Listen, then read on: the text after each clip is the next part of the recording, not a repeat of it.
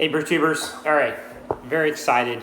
I have a really cool homebrew review to do. This is a clone of Zombie Dust by Carlisle Smith. And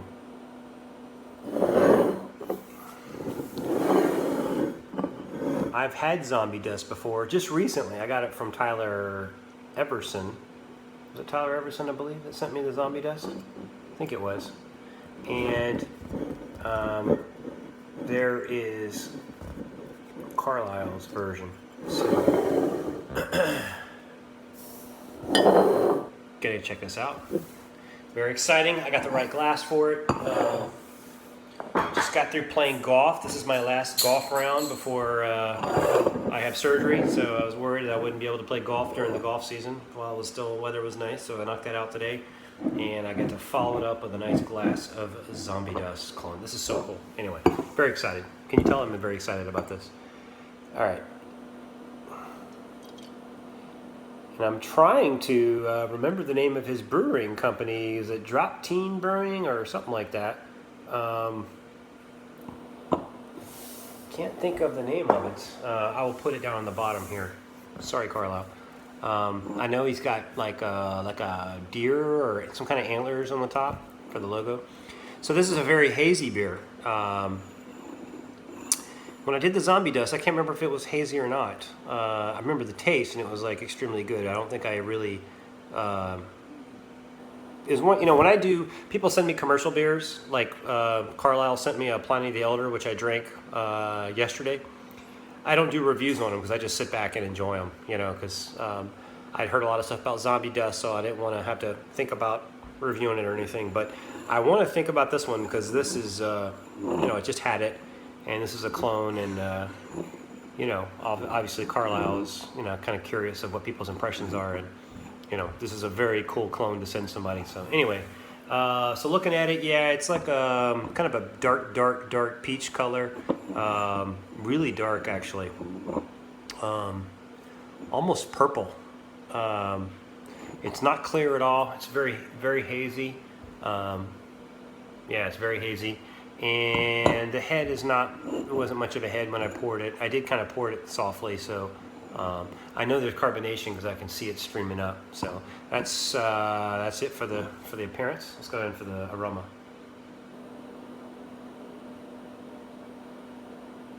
Oh, I'm getting a lot of stone fruit actually on the aroma.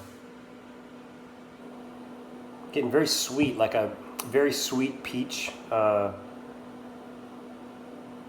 peach and apricot, a little bit of mango. Wow, I don't usually get this on a homebrew. I don't get the stone fruit, real sweet kind of fruit aroma. I'm used to usually, and this is almost like a candy too. Wow, that's really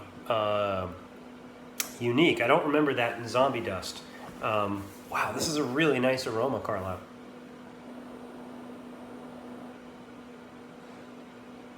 Yeah, and I get a little bit of pineapple. Actually, a lot of pineapple.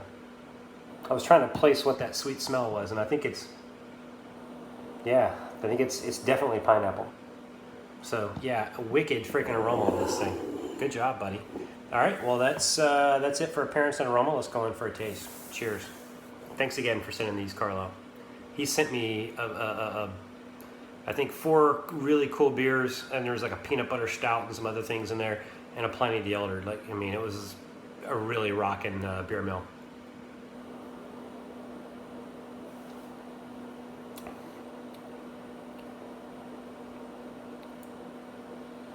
All right, right away,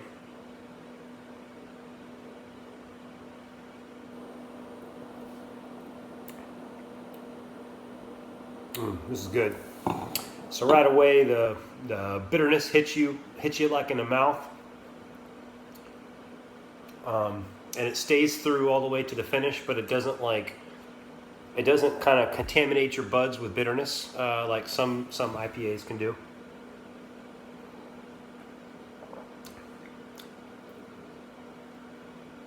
The fruit doesn't quite follow in the taste as it does with the aroma. I do get a little bit of a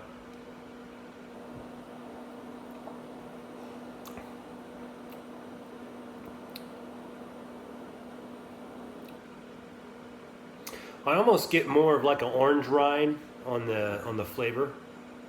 I don't maybe get a slight hint of orange in the nose, but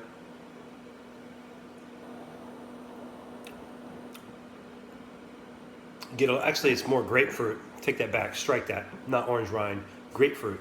Very strong grapefruit on the flavor on this thing.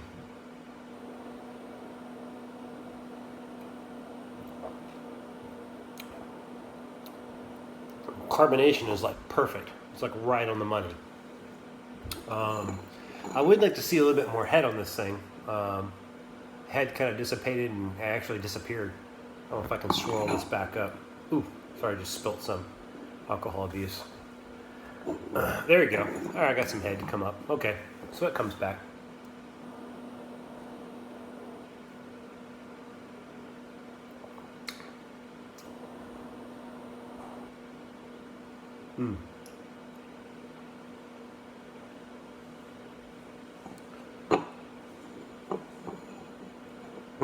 Well done. Good job, Carlisle. I don't think it quite tastes exactly like the Zombie does, although clones never do. I did a Pliny the Elder, and it kind of, I think I called it Pliny the Snowman. I mean, I don't think it was like Pliny the Snowman at all, but it was a good beer. This is a really, really good beer. I don't remember it being a lot like, or exactly like the Zombie Dust. Here, and what a cool label those guys put on Zombie Dust. It's kind of hard to read, but trust me, that's Zombie Dust. But I do remember the smell being really wicked, and this has a very wicked smell. The taste is a little bit different, a little bit more bitter than Zombie Dust was, I think. But wow. Still a really, really good IPA. It's almost, to be honest, with the haziness, you're kind of getting into the. It is. I mean, maybe I'm an idiot. I don't know if Zombie Dust is supposed to be a New England IPA. I don't think it is. Yeah, the label is really hard to read on this. I think it's a pale ale. It's not even an IPA. Just a really intensely hopped pale ale. So I wouldn't call this a pale ale. This is definitely an IPA. But I think you're almost, Carlisle, I would say take this recipe, maybe reduce the amount of bittering hops that you use just a tad, and relook your hop schedule on the flavor and aroma. And I only say that because this would be one that you could really easily convert into a New England IPA. And I think you would need, a little bit more sweetness in it. But this one would make a really freaking nice New England IPA. Awesome beer. I'm like finishing this thing, man. I've been going at it for 8 minutes. Anyway, wow, this is really, really good. Man, thank you so much for sending this, man. And I still got like 3 other beers, and if they're, anything like this one, I'm in for a treat for all 3.